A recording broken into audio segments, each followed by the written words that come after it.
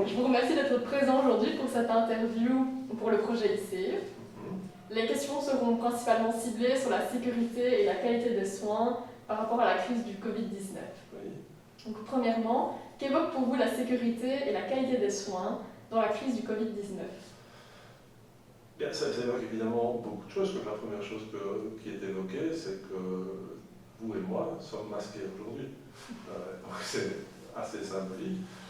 Alors, la crise Covid nous expose à une mise sous tension considérable par rapport à nos stratégies habituelles de safety et de qualité, par son côté transmissible, d'une part, mais également par la réorganisation qu'elle impose au niveau des structures de soins, c'est-à-dire la restructuration de plan géographique, avec des zones qui servent à des soins habituellement qui vont servir pour d'autres soins, mais aussi la redistribution du personnel et donc les difficultés de fonctionner notamment dans un travail d'équipe lorsqu'on est dans une situation telle que celle qu'on connaît aujourd'hui.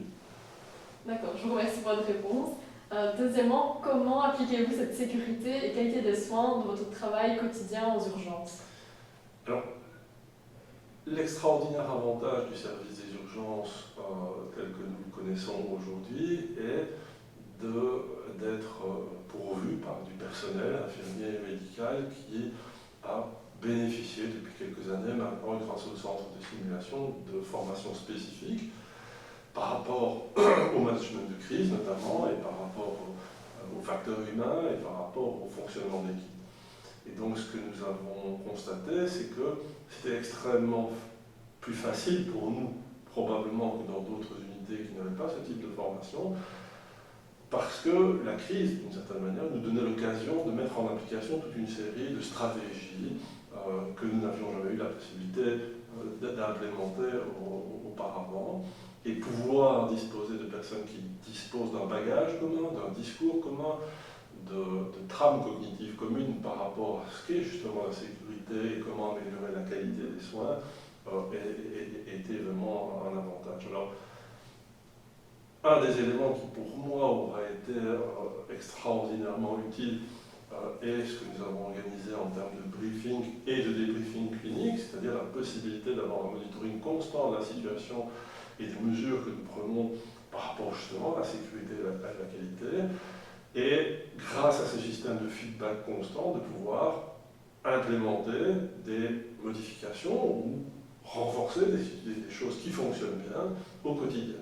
Et donc, c'est un système un peu différent du système de rapport d'incident qu'on connaît habituellement, qui est plus généralement alimenté par des phénomènes très importants, des crises importantes. Ici, c'est fait quotidiennement et ça nous permet effectivement de travailler en accord avec les équipes, de communiquer sur les modifications que nous apportons et donc de voir l'outil s'améliorer au fur et à mesure. Donc c'est vraiment un apprentissage constant par non seulement nos erreurs, mais également par les choses que nous faisons bien. On renforce ce qui marche bien et on essaye de corriger les éléments qui sont moins pertinents, je veux dire. D'accord, merci. Et dernière question, durant cette crise de Covid-19, quels sont pour vous les points sur lesquels on pourrait encore travailler pour améliorer cette sécurité et qualité des soins? Il y a énormément de points, évidemment, sur lesquels on peut travailler, s'améliorer. Et je pense que l'élément difficile, et il est toujours, est la nécessaire adaptabilité. C'est le fait dans les facteurs humains, on sait qu'il faut anticiper et planifier, et à un moment donné où c'est très difficile d'anticiper parce que les choses qui peuvent survenir ne sont pas anticipables ou clairement on ne les prévoit pas.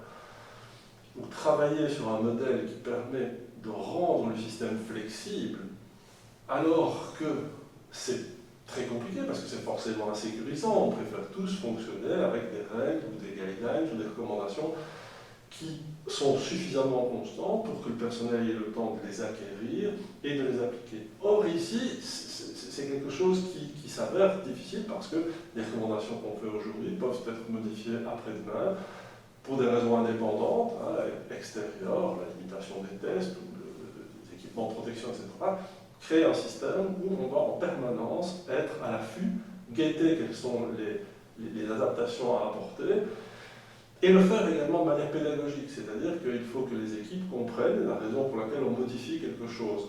Et donc, la chose sur laquelle on doit travailler, c'est cela.